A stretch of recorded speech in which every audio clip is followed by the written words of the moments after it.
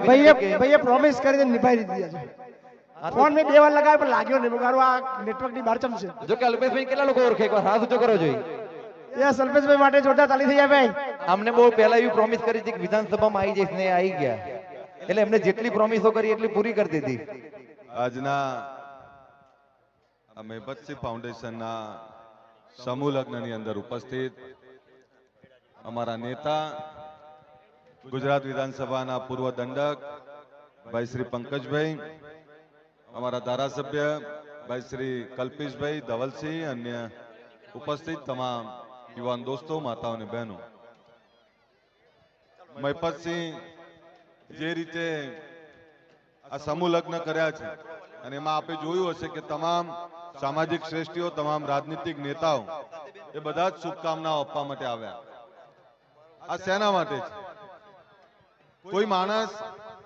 સમાજ સેવાનું ગરીબો માટે સામાન્ય લોકો માટે જરૂરિયાતમંદ લોકો માટે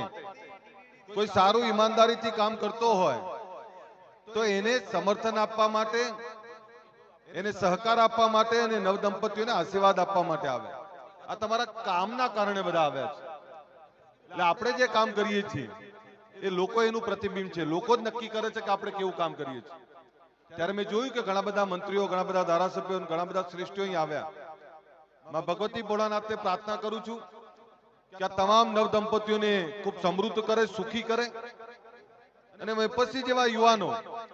જે યુવાનીની સમય મોજશોખના દિવસો હોય એવા સમયે ઘડાઘર ચલાવે નિરાધાર માટેનું કામ કરે બાળકો માટે કામ કરે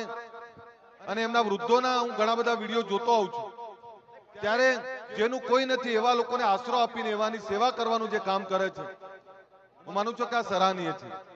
અને હું તમામ લોકોને કહું કે જ્યારે એમના ત્યાં કોઈ માં કે બાપને કોઈ મૂકી જાય